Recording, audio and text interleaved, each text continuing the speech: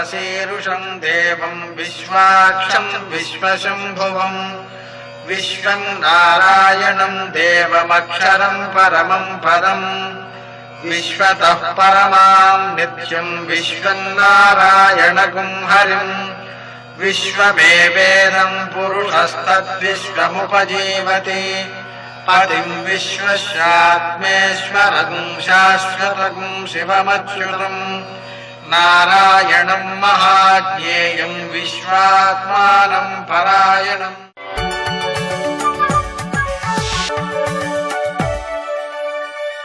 सूर्यशौर्यमथेन्दुरिन्द्रपदवी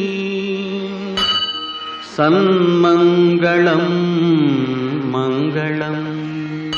मृत्युंजयाय रुद्राय नीलकंठाय शंभवे अमृतेशाय सर्वाय महादेवाय ते नमः। నేటి కాలమాన విశేషాలను గమనిద్దాం. స్వస్తి శ్రీ చాంద్రమాన దుర్ముఖనామ సంవత్సరం దక్షిణాయనం, శరదృతువు, కార్తీక మాసం, శుక్లపక్షం, సోమవారం. సూర్యోదయం 6:17 సూర్యాస్తమయం 5:41. తిథి పాడ్యమి రాత్రి 1:39 వరకు. నక్షత్రం స్వాతి ఉదయం 11:59 వరకు. వర్జం సాయంకాలం 6:17 నుంచి 8:05 వరకు. దుర్ముహూర్తం మధ్యాహ్నం 12:22 నుంచి 1:07 వరకు. మరల మధ్యాహ్నం 2:39 నుంచి 3:24 వరకు. అమృతకాలం తెల్లవారుజామున 5:05 ప్రారంభం. రాహుకాలం సోమవారం కాబట్టి ఉదయం 7:30 నుంచి 9 గంటల వరకు. అష్టకౌలుకు రీత్యా శుభప్రదమైన సమయం ఉదయం 7 గంటలకి. నేటి విశేషం కార్తీక మాస ప్రారంభం. కార్తీక మాసంలో మొదటి సోమవారం ఉపవాసం ఉండాలి. కొందరు నక్తం చేస్తారు, అంటే సాయంకాలం శివారాధన చేసుకుని భోజనం చేస్తారన్నమాట, పగలంతా చేయకుండా. అదేవిధంగా ఈరోజు స్వాతి నక్షత్రం తెల్లవారుజామున ఉన్నందువలన తెల్లవారుజామునే కార్తీక స్నానం చేసేసి అటు తర్వాత స్వాత్యభ్యంగం, అంటే మరి నువ్వుల నూనెతో స్వాతి నక్షత్ర ప్రయుక్తంగా తలంటు పోసుకోవాలి. అటు తర్వాత ఉదయకాలం గోక్రీడ, అంటే ఎడ్లు మొదలైనటువంటి వాటిని ఆడిస్తుంటారు పల్లెల్లో. అటు తర్వాత గోపూజ, గోవర్ధన పూజ. ఆవు పేడతో పర్వతంలాగా తయారు చేసి ఆ పర్వతానికి, గోవర్ధన పర్వతానికి అక్కడ కృష్ణుడిని పెట్టి, అలాగే చుట్టూ గొల్లవారు మొదలైనటువంటి వారు ఉన్నట్లుగా గోవుల్ని పెట్టి వీటన్నిటిని కూడా పూజ చేయాలన్నమాట. అదే రూపంగా ఈరోజు బలిచక్రవర్తి యొక్క రాజ్య ప్రారంభంగా భావన చేస్తారు కాబట్టి బలిచక్రవర్తి యొక్క పూజ కూడా చేయాలి. అలా బలిచక్రవర్తికి పూజ చేయడంతో పాటుగా దానాలు చేయాలి. అంటే బలిచక్రవర్తికి దానం అంటే ఇష్టం కాబట్టి మనం కూడా దానాలు చేసినట్లయితే సంపదను మనకు అభివృద్ధి చెందేలాగా ఆయన అనుగ్రహిస్తాడు. ఆ విధంగా పూజ చేసి ఆకాశదీపం సాయంకాలపు వేళ పెట్టడం ప్రారంభించాలి ఈరోజు. అంటే ఈ 4 రోజులు కూడా ఆకాశదీపం పెడుతుంటారు. నేటి ఆణిమత్య.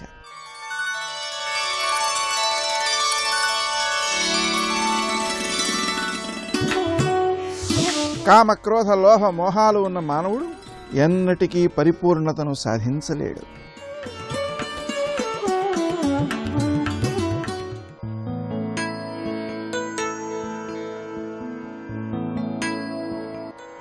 అన్యమనస్కంగా చేసే ప్రార్థనలతో, అసంపూర్ణమైన ప్రయత్నాలతో ఆత్మసాక్షాత్కారం అసాధ్యం. సంపూర్ణంగా అంతర్దృష్టిని ధ్యానంపై నిలిపినప్పుడే అది సాధ్యం.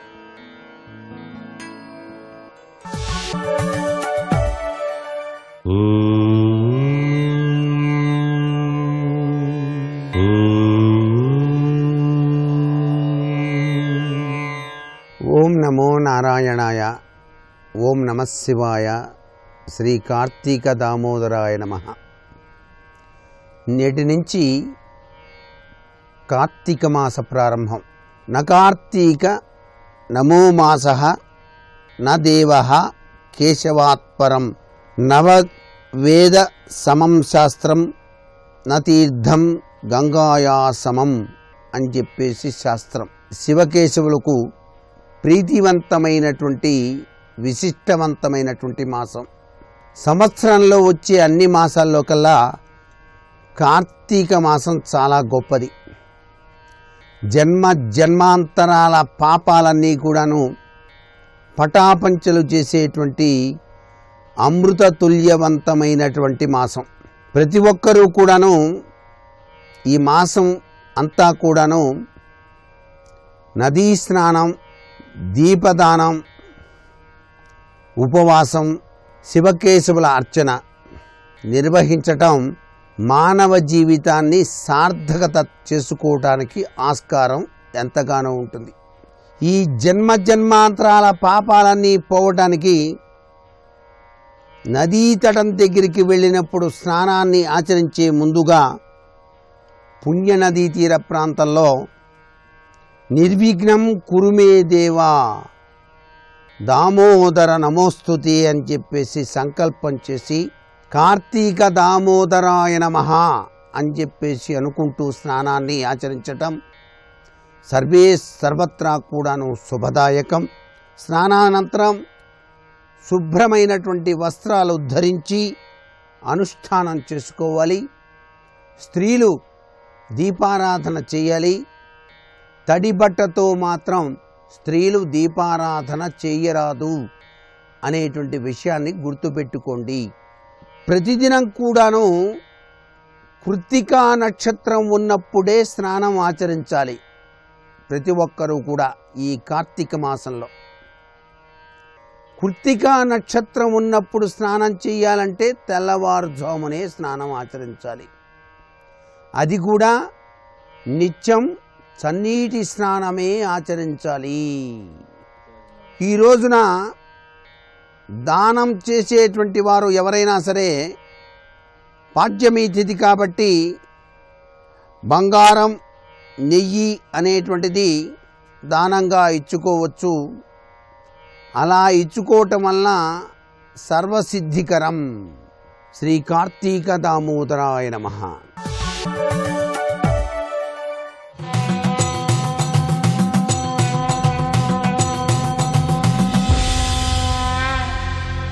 శతక సాహితీ సరస్వతికి నమస్కారం. ఈ రోజు నుండి విద్వత్ కవులు, బహుభాషా కోవిదులు, భక్తి తత్పరులు శ్రీ పైడిపాటి సుబ్బరామయ్య శాస్త్రి గారు రచించిన రామలింగేశ్వర శతకంలోని కొన్ని పద్యాలను గురించి తెలుసుకుందాం. శ్రీ పైడిపాటి సుబ్బరామయ్య గారు కృష్ణా జిల్లా శాయిపురం గ్రామంలో జన్మించారు. ఈయన బహుగ్రంథకర్త. ఈ రామలింగేశ్వర శతకాన్ని భక్తితో సులభమైన శైలిలో చమత్కారముగా ఎన్నెన్నో లోకరీతులను పరమేశ్వరునకు సమన్వయిస్తూ అద్భుతంగా రచించారు. సంతోషంబున పొంగిపోయదవురా స్థానుండవై కూడా ఆవంతైనన్ వెనుదీయబోవు గదరా భక్తాళి నింతన్పుజో ఎంతైపోయను భస్మదానవుడు నీకే మోసమూహించే నీకింతింతంచు కృపారసమ్ము కొలనవునే రామలింగేశ్వర. ఓ రామలింగేశ్వర స్వామి, నీకెంత బోళాతనమేమిటయ్యా! సంతోషంబున పొంగిపోయదవురా స్థానుండవై కూడా. నువ్వు కదలని స్థాణువ్వి. నువ్వు ఒక రాయి ఏమాత్రం కదలదు. లింగ రూపంలో నువ్వు స్థాణువుగా ఉండి కూడా భక్తుల్ని చూస్తే పొంగిపోతావేమిటయ్యా! ఎంత ఆశ్చర్యం! సంతోషంబున పొంగిపోయదవురా స్థానుండవై కూడా ఆవంతైనన్ వెనుదీయబోవు గదరా భక్తాళి నింతన్పుచో. ఎవడైనా ఒక మహారాజు నీకేం కావాలో కోరుకోమని తన రాజ్యంలో ఉన్న పౌరుణ్ణి అడిగితే వాడు ఏదడిగినా ఇవ్వాల్సి ఉంటుంది. ప్రజలు, రాజబంధువులు, ఎందరెందరో మహాత్ములుంటారు. వారందరి సమక్షంలో తాను ఒక మాట ఇచ్చాడంటే మహారాజు దాన్ని చేసి తీరాలి. చెయ్యకపోతే అది అలా మచ్చగా ఉండిపోతుంది. అది తెలిసి జాగ్రత్తగా ఎవడికి ఏది ఇవ్వాలో దాన్ని కానుక రూపంలో ఫలానా వాడికి ఫలానా ఇంత ఇవ్వండి, వీడికి ఇంత నజరానా ఇవ్వండి, వీడికి ఇన్ని వరహాలు ఇవ్వండి అని మహారాజు అంటున్నాడు తప్ప నీకేం కావాలో కోరుకోని ఏ మహారాజు అంటలేదయ్యా. లోకైక సార్వభౌముడవైన నువ్వు మాత్రం నీకేం కావాలో కోరుకోమని అంటున్నావు. ఎంత గొప్ప విషయం స్వామి ఇది. ఆవంతైనన్ వెనుదీయబోవు గదరా భక్తాళి నింతన్పుచో. భక్తులను తృప్తిపరచటంలో ఒక్క ఆవగింజంత కూడా వెనుదీయటం లేదు. ఎంతైపోయను భస్మదానవుడు, నీ దగ్గర వరం తీసుకుని తన చేతిని నీనెత్తినే పెట్టాలనుకున్నాడు గదా, నీకే మోసము హించే నీకు ఇంతింతంచు కృపారసంబు. నీ కృప ఇంత ఇంత అని ఎవడయ్యా చెప్పగలిగినవాడు? కొలనవునే, దాన్ని ఎవరైనా కొలిచి చెప్పగలరా నీ కృపారసాన్ని? రామలింగేశ్వర అంటూ ఆ పరమేశ్వరుడి యొక్క కరుణ దాన్ని ఎవరూ వర్ణించలేరు, దాన్ని ఎవరూ కూడా ఇంత అని లెక్కగట్టి చెప్పలేరు. ఈ భక్తుడు చేసే తపస్సుకి సాక్ష్యం లేదు, ఆ పరమేశ్వరుడు ఇచ్చి వచ్చే వరానికి సాక్ష్యం లేదు. అది కేవలం నీ హృదయం కరుణాహృదయంతో మాత్రమే జరుగుతున్నదయ్యా అంటూ పరమేశ్వరుడి కరుణని ప్రస్తుతిస్తూ అద్భుతమైన పద్యరచన చేసి గొప్ప శతకాన్ని మనకు అందించిన విద్వత్కవులు, బహుభాషా కోవిదులు శ్రీ పైడిపాటి సుబ్బరామయ్య గారి రామలింగేశ్వర శతకంలోని మరి ఒక పద్యం గురించి రేపు ఉదయం తెలుసుకుందాం. ఓం నమః శివాయ. శివ శివ శివ అనవో మనసా, శ్రీ శివనామమే జగద్రక్ష. శివ శివ శివ అనవో మనసా, శ్రీ శివనామమే జగద్రక్ష. దూర్జటి కూడా దంతంబుల్ పడనప్పుడే తనువుయందారూఢి యున్నప్పుడే కాంతాసంఘము రోయనప్పుడే జరాక్రాంతంబు కానప్పుడే వింతల్ మేన చెరించునప్పుడే కురుల్ వెల్వెల్ల కానప్పుడే చింతింపల్వెనవీ పదంబుజములన్ శ్రీకాళహస్తీశ్వర అన్నాడు. జుత్తు తెల్లబడక ముందు శ్రీకాళహస్తీశ్వరాన్ని స్మరించాలి, దర్శించాలన్నాడు. అందరి జుత్తు దువ్వుకుంటారు, అందరి జుత్తు బాగా ఉండాలని చూసుకుంటారు. శంకరుడు ఆయనకి ఆ లెక్కే ఉండదు. అసలు ఆ జుత్తు గురించి పట్టించుకోడంటే మిగిలిన శరీరం గురించి పట్టించుకుంటాడనే కాదు. అసలు మీకు ఒక పెద్ద చమత్కారం చెప్తాను. ఆయన అంతటి అందగాడు లేడు, ఆయన అంతటి ఆధ్యాత్మిక వైభవం ఉన్నవాడు లేడు. అందుకే ఆయన ఎప్పుడూ తనలో తాను రమిస్తూ ఉంటాడు. కాబట్టి బాహ్య స్పర్శ ఉండదు. కాబట్టి గంగ యొక్క తడి చేత ఆయన జుత్తంతా జటలు కట్టేసి జటలుగా పడిపోయి ఉంటుంది. ఆ జటలన్నింటినీ తీసి పెద్ద మూట కింద కడతాడు, జటాజూటం. అందుకే శివుడికి కిరీటం పెట్టి చూపించారు. కిరీటము లేని సార్వభౌముడు ఆయన ఒక్కడే. ఆయన యొక్క జట ముడి ఎంత ఉంటుంది అంటే వ్యోమవత్ వ్యాప్త దేహాయ, ఆకాశమంత జట ముడి వేసుకుని ఉంటాడు. కాబట్టి బాహ్యస్పర్శ లేనివాడు అంతర్ముఖత్వంతో ఉంటాడు. లోపల రమిస్తూ మనందరి లోపలికి చూస్తూ ఉంటాడు. ఆ భక్తి ఉన్నవాడు తృణం పట్టుకొచ్చి ఇవ్వనివ్వండి, పరవశించిపోయి ఎత్తి నెత్తి మీద పెట్టుకుంటాడు.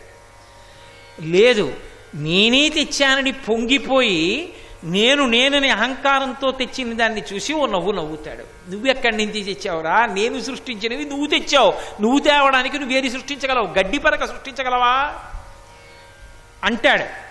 అందుకని ఆయన మనలోకి చూడగలడు, మన భావములను చూడగలడు, భక్తికి పరవశుడు కాగలడు. అందుకు శంకరాచార్యుల వారు అంటారు, వటుర్వా గేహీవా ఇతిరిపి జటీవా తదితరో నరోవా యక్కశ్చిత్ భవతు భవకింతేన భవతి యదీయం హృత్పద్మం యది భవతదీనం పశుపతే తదీయస్త్వం శంభో భవసి భవభారంచ వాసి. నువ్వు వటుర్వా ఉపనయనం చేసుకున్న బ్రహ్మచారివా, సంసారంలో ఉన్నావా, కాషాయం కట్టుకున్న సన్యాసివా, జటలు ముడేసుకున్నావా, ఎవడెక్ కావాలరా ఈ బాహ్య పటాటోపం శివుడికి అక్కర్లా. నీ మనస్సన్న పద్మాన్ని ఆయన పాదాల దగ్గర పెట్టావా చెప్పు, నీ వెంట పరిగెడతాడు ఆయన. ఇది భవదధీనం పశుపతే తదీయస్త్వం శంభో భవసి భవభారంచ వాసి. అలాగనే ఆయన ఎప్పుడు జటలు కట్టుకుని ఉంటాడు అనుకుంటున్నారేమో.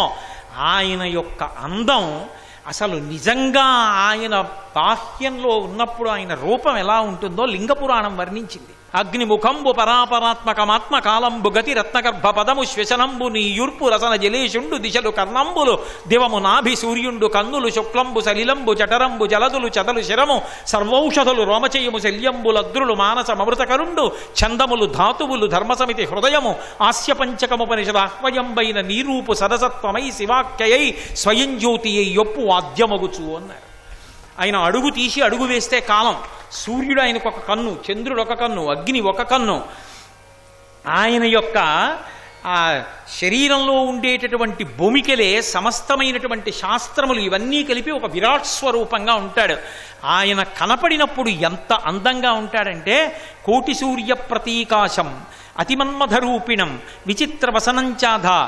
ఆయన ఎంత గొప్పగా ఉంటాడంటే కోటి సూర్యులు ఏకకాలంలో ప్రకాశిస్తే ఎలా ఉంటాడో అలా ఉంటాడు. విచిత్ర వసనంచాద, మంచి బంగారు రంగు పట్టుబట్ట కట్టుకుంటాడు. ఆయన నడిచి వెళ్ళిపోతూ ఉంటేట సూర్యేణ చిత్రితం మూర్ధ్ని చంద్రదండ విరాజితం. సూర్యుడు ఆయన పైన గొడుగుగా ఉంటాడు, చంద్రుడు ఆ గొడుక్కి కర్రగా ఉంటాడు. గంగా చ యమునా చైవా విధర్తు స్మనుచామరే. గంగా యమున రెండు పక్కలా నిలబడి ఆయనకి చామరం వేస్తుంటాయి. అటువంటి రూపంతో అంత అందగాడిగా ఉంటాడు. పైకి జటలు కట్టిన వాడిలా ఉంటాడు. అందుకే భిన్న రూపాలు. అందుకే పుష్పదంతుడు శివమహిమ్నా స్తోత్రం చేస్తూ నమో నీధిష్టాయ ప్రియతవదవిష్టాయ చ నమో నమో వర్షిష్టాయ త్రినయన అవిష్టాయ చ నమో అని, బాగా దూరంగా ఉండేవాడు ఆయనే, బాగా దగ్గరగా ఉండేవాడు ఆయనే, ఎప్పుడో పుట్టిన ముసిలైనా ఆయనే, ఎప్పుడూ యువకుడుగా ఉండేవాడు ఆయనే. అన్ని భిన్నత్వాలు ఉంటాయి. జటిని తనలో తాను రమిస్తూ బాహ్యస్పర్శ లేకుండా కూర్చునేవాడు ఆయనే. అంత మోహనాకారంతో నిలబడగలిగిన వాడు ఆయనే. అందుకే ఆయన రూపం చూస్తే శ్రీ మహావిష్ణువు అంతటి వాడు మోహించాడు. అబ్బా ఎంత అందంగా ఉంటావయ్యా శివ అన్నాడు. కాళహస్తీశ్వర శతకం చేస్తూ ధూర్జటి ఒక మాట అన్నాడు. వన్నే ఏనుగుతోలు దుప్పటము బువా కాలకూటంబు చేగిన్నే బ్రహ్మకపాల ముగ్రమగు భోగే కంఠహారంబు నిన్నీలాగున నుండియున్ తెలిసియున్ నీపాద మూలంబునన్ చేర్చెన్ నారాయణుడిట్లు మానసమునన్ శ్రీకాళహస్తీశ్వర అని అడిగాడు. శివ, అసలు విష్ణువు నిన్ను చూసి అంత పరవశించిపోవడం ఏమిటయా? అబ్బా ఎంత అందగాడివి, ఎంత అందగాడివి అని స్తోత్రం చేయడం ఏమిటయా? వన్నే ఏనుగుతోలు దుప్పటము, కట్టుకునేది చూస్తే ఓ ఏనుగు యొక్క తోలు పీకి పచ్చి తోలు కట్టుకుంటావు. వన్నే ఏనుగుతోలు దుప్పటము బువా కాలకూటంబు, తినే ఆహారం చూస్తే హాలాహలాన్ని భక్షిస్తుంటావు. బువా కాలకూటంబు చే గిన్నె బ్రహ్మకపాలము, చేతిలో పట్టుకునేటటువంటి గిన్నె బ్రహ్మకపాలం పట్టుకుంటావు. ఉగ్రమగు భోగే కంఠహారంబు, మెళ్ళో ఏమైనా పెద్ద గొలుసేసుకుంటావా? పెద్ద పాము వేసుకుంటావు. నిన్నీలాగున నుండియున్ తెలిసియున్, ఇలా ఉన్న నిన్ను చూసి నీ పాదమూలంబునం చేర్చన్నారాయణుడిట్లు మానసమునం శ్రీకాళహస్తీశ్వర. అంత అందంగా ఉంటాడు. శాంతాకారం భుజగచయనం పద్మనాభం సురేశం విశ్వాధారం గగన సదృశం మేఘవర్ణం శుభాంగం లక్ష్మీకాంతం కమలనయనం యోగిహృజ్జానకం యం వందే విష్ణుం భవభయహరం సర్వలోకైకనాథం. అటువంటి విష్ణువు నిన్నెలా సంతోషపడిపోయాడయా చూసి? అంటే అసలు ఆయనకున్నటువంటి 63 లీలామూర్తులలో పరమశివుని యొక్క యథార్థమైన అలంకృత స్వరూపం అంత అందంగా ఉంటుంది. ఆయన ఇష్టపడేది పరమ భక్తితో జీవనం చెయ్యడాన్ని ఇష్టపడతాడు తప్ప బాహ్యపటాటోపాన్ని ఇష్టపడడం. అది చెప్పడానికి జటిని, జటలు కట్టినటువంటి శరీరంతో ఉన్నటువంటి పరమశివుడు. మనం కూడా లోపల సంగము లేకుండా నిజంగా అంత భక్తితో ఉన్నవాడు ఎవడున్నాడో వాడు ఎంత పెద్ద పట్టు పంచ కట్టుకున్నాడు, ఎంత గొప్ప లాల్చీ వేసుకున్నాడు, ఎన్ని బంగారం గొలుసులు మెడలో వేసుకున్నాడు, ఇవి శివుడికి అక్కర్లేదు. శివుడికి ఏం కావాలి? భక్తి ఒక్కటే.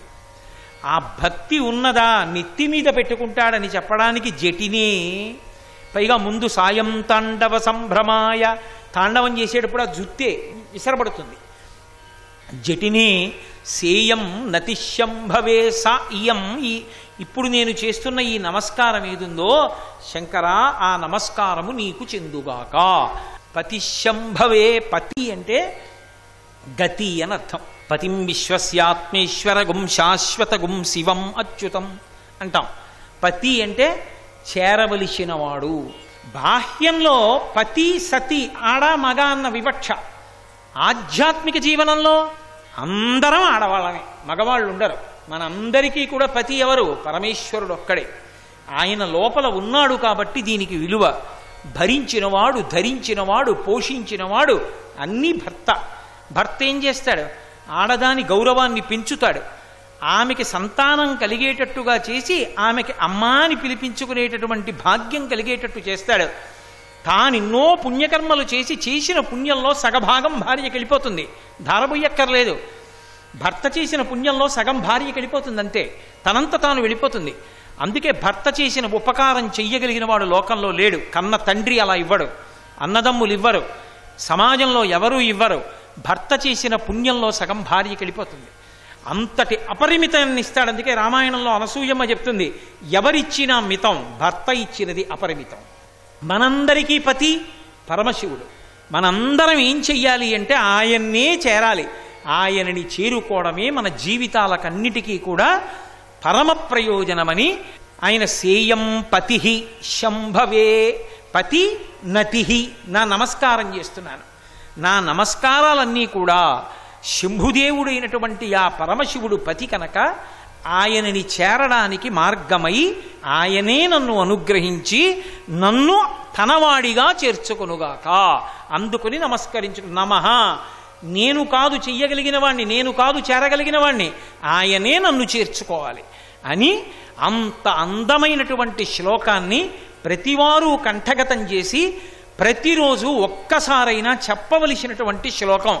నిత్యాయ త్రిగుణాత్మనే పురజితే కాత్యాయని శ్రేయసే సత్యాయాది కుటుంబినే మునిమన ప్రత్యక్ష చిన్మూర్తయే మాయా సృష్ట జగత్రయాయ సకలాం నాయాంత సంచారిణే సాయం తాండవ సంభ్రమాయ జటినే సేయం పతిశం భవే నతిశం భవే అని అద్భుతమైనటువంటి శ్లోకాన్ని శంకర భగవత్పాదులు ప్రతిరోజు చదువుకోవలసిందిగా మనకు అందించారు. సర్వం శ్రీ ఉమామహేశ్వర పరబ్రహ్మార్పణమస్తు. స్వస్తి.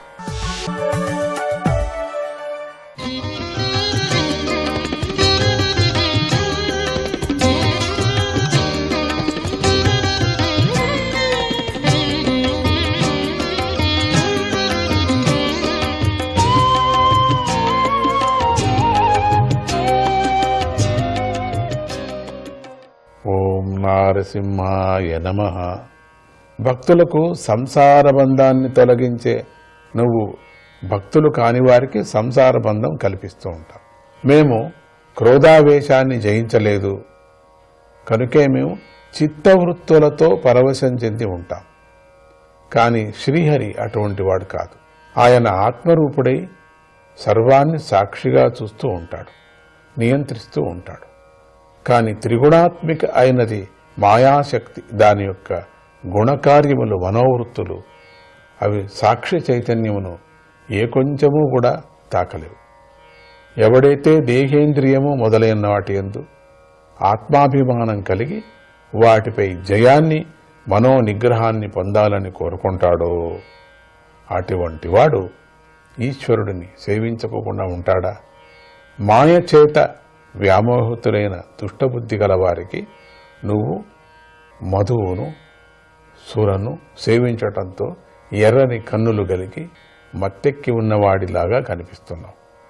నాగకన్యలు నీ పాదాలను తాకటంతో మోహింపజేయబడిన ఇంద్రియాలు కలవారై చపలచిత్తులయ్యారు. సిగ్గుతో నిన్ను పూజించటానికి శక్తిలేని వారయ్యారు. ఈ జగత్తు యొక్క సృష్టి స్థితి లయములను చేసేవాడు అనంతుడే అని, ఆయనే సత్వరజస్తమో గుణాలకు అతీతుడని మహర్షులు దేవమాత అదితి చెబుతున్నారు, వేద మంత్రాలు చెబుతున్నాయి. అంతటి ఆయన యొక్క 1000 పడగలలో ఏదో ఒక పడగ అయినా ఈ భూమండలం ఆవగింజలాగా ఉంది. అది ఉన్నదనే విషయాన్ని కూడా నువ్వు పట్టించుకోవు. నీ యొక్క మాయాశక్తి సత్వరజస్తమో గుణాలతో కూడి ఉంది. దాని యొక్క మొట్టమొదటి కార్యము మహత్తత్వం. అది ఉపాధిగా గల చైతన్యంగా బ్రహ్మదేవుడు ఉన్నాడు. ఆయనే విజ్ఞాన శక్తికి ఆశ్రయమే ఉన్నాడు. ఆ బ్రహ్మదేవుడి నుండే నేను జన్మించాను. నా శక్తియే సాత్విక, రాజస, తామస రూపమైన అహంకారం నేను ఆ శక్తితో సత్వగుణ ప్రధానమైన దేవతా వర్గాన్ని, రజోగుణ ప్రధానమైన ఇంద్రియ వర్గాన్ని, తమోగుణ ప్రధానమైన పంచభూతాల వర్గాన్ని సృష్టిస్తున్నాను. మహత్తత్వం అంటే బ్రహ్మదేవుడు, నేను దేవతా వర్గము, పంచభూత వర్గము, ఇంద్రియ వర్గము అనే ఈ మేము సమష్టి క్రియాశక్తితో నీకు త్రాటితో కట్టివేయబడిన పక్షుల్లాగా ఉన్నాం. మేమంతా కూడా నీ అనుగ్రహంతోనే మేమందరం ఈ జగత్తును సృష్టి చేస్తున్నాం. అవిద్య నీ చేత సృష్టించబడింది. అది జీవుడికి కర్మలు అనేటువంటి గ్రంథులను కలిగించి బంధిస్తోంది కదా. సత్వరజస్తమో గుణాల కార్యాలతో మానవుడు వ్యామోహితుడై వాటి ఆత్మ భావాన్ని కలిగి ఉంటాడు కదా. అతడు ఏ కాలంలో అయినా కూడా ఆ మాయను కాని దానిని ధరించే ఉపాయాన్ని కాని సులభంగా తెలుసుకోలేకపోతున్నాడు. ఈ జగత్తు నీ స్వరూపము నుండే పుట్టి నీలోనే లీనమైపోతుంది. అంతటి గొప్పవాడైన నీకు, అంత గొప్పవాడైన నువ్వు, నీకు నేను నమస్కారం. ఇంతటితో పంచమ స్కందంలోని 17వ అధ్యాయము సమాప్తము. 18వ అధ్యాయం. ఈ అధ్యాయంలో వేర్వేరు దేశములు మరియు వాటిలోని అవతార మూర్తులు, వారి యొక్క మంత్రాలు, వారి యొక్క స్తోత్రాలు వర్ణించబడ్డాయి. శ్రీ సుఖమహర్షి ఇలా చెప్పసాగాడు. ఓ పరీక్షణ్ మహారాజా, శివుడు సంకర్షణ దేవుణ్ణి ఉపాసించాడు. అదేవిధంగా భద్రాశ్వ వర్షంలో ధర్ముడి పుత్రుడైన భద్రశ్రవసుడుని ప్రసిద్ధికెక్కినవాడు. అతడి వంశంలోని పెద్దలు, అతని అనుచరులు కూడా సాక్షాత్తుగా భగవంతుడైన వాసుదేవమూర్తి అయినటువంటి హయగ్రీవుడిని ఉపాసిస్తూ ఉన్నారు. ధర్మమయమైన హయగ్రీవమూర్తి అంటే భగవంతుడికి ఎంతో ప్రియం. ఆ మూర్తిని తీవ్రమైన ఏకాగ్రంతో మనస్సులో స్థిరంగా నిలుపుకొని భద్రశ్రవసుడు, అతడి అనుచరుడు అంతఃకరణాన్ని జ్ఞానంతో పరిశుద్ధం చేసే ధర్మమయుడైనటువంటి భగవంతుడికి అనేక నమస్కారములు అని స్తుతిస్తూ ఉంటారు. మహాత్ములు ఆత్మానాత్మ వివేకంతో ఈశ్వరుణ్ణి ఆత్మరూపంగాను జగత్తంతా అశాశ్వతంగాను దర్శించారు కదా. అదే విషయాన్ని బోధిస్తున్నారు కూడా. అయినా కూడా మానవులు నీ మాయతోనే మోహంలో పడి ఉన్నారు. ఎన్ని మాటలు విన్నా, అది తెలిసినా మనెదురిగే చచ్చిపోతున్నారు అని తండ్రిని పంపించిన, అట్లనే కొడుకును కూడా పంపించిన కాటికి తాను మాత్రం ఉన్నాననిపిస్తుంది. తాను మాత్రం మళ్ళీ స్నానం చేసి మళ్ళీ గుడ్డలు వేసుకొని నేను మళ్ళీ భోంచేస్తూ హాయిగా ఉన్నాడు. ఇంత తెలిసి కూడా పరమాత్మని అర్థం చేసుకోలేక మోహంలో పడి ఉన్నారు. సుఖమే సర్వము, ఇదంతా మళ్ళీ పుట్టకం, మళ్ళీ గిట్టటం, ఇది చాలా సంతోషంగా ఉన్నారు. ఈ చక్రంలో పడటము చాలా సంతోషం. మహాత్ములు ఎంత బోధించినా, ఈశ్వరతత్వం ఎంత చెప్పినా, ఎన్ని నిదర్శనాలు మన కంటేదుగా జరిగినప్పటికీ కూడా మనం ఉండము. మనం శాశ్వతం కాదు. నీ లీల ఎంతో ఆశ్చర్యం కలిగిస్తుంది కదా. విశ్వోద్భవస్థాన నిరోధ కర్మతే హ్యకర్తురంగీ కృతమప్యపావృతః యుక్తం న చిత్రం త్వయి కార్యకారణే సర్వాత్మని వ్యతిరిక్తే చ వస్తుతః. నీకు మాయా ఆవరణం లేదు, నీకు కనుక నీకు కర్తృత్వం లేదు. అయినా కూడా జగత్తు యొక్క సృష్టి స్థితి లయాలనే కర్మలను చేసేది నువ్వే అని వేదాలు చెప్తున్నాయి. ఇందులో ఆశ్చర్యపడవలసింది లేనే లేదు. ఇది ముమ్మాటికి నిజం. అది అంగీకరించబడి ఉంది. ఎందుకంటే నువ్వే కార్యము, నువ్వే కారణము, సర్వము యొక్క స్వరూపము నువ్వే. అయినా కూడా సర్వము కంటే విలక్షణంగా నీ యథార్థమైన నిజస్వరూపమందే సర్వము భాషిస్తుంది. కానీ కనిపిస్తున్న ఈ జగత్తు వాస్తవంగా లేదు. ప్రళయకాలంలో తమోగుణం కలవారైన రాక్షసులు వేదాలను అపహరించి పాతాళంలో దాచారు. అప్పుడు బ్రహ్మదేవుడు నిన్ను ప్రార్థించగా నువ్వు మనిషి గుర్రము కలిసిన రూపాన్ని ధరించావు, వేదాలను తెచ్చి ఆయనకు ఇచ్చావు. నువ్వు సత్య సంకల్పం కలవాడివి, అటువంటి నీకు నమస్కారం అని భద్రాశ్వవర్షంలో భద్రశ్రవసుడు అతడి అనుచరులు స్తుతిస్తున్నారు. భగవంతుడు హరివర్షంలో నరసింహ రూపంలో ఉన్నాడు. ఆయన ఆ ప్రియమైన రూపాన్ని ధరించటానికి గల కారణాన్ని నీకు తర్వాత చెప్తాను. ప్రహ్లాదుడు గొప్పవారి గుణాలకు, గొప్ప భగవద్భక్తికి నిలయము వంటివాడు కదా. అంతటి ప్రహ్లాదుడు శీలము, ఆచరణ, దితి, దానువుల వంశాలను పవిత్రం చేశాయి. ప్రహ్లాదుడు హరివర్షంలోని అనుచరులతో కలిసి ఇతర ధ్యాస లేని నిష్కామ భక్తితో నరసింహస్వామిని ఉపాసిస్తూ నరహరి అంటే నరసింహ మంత్రాన్ని జపిస్తూ ఉంటాడు. ఓం నారసింహాయ నమః.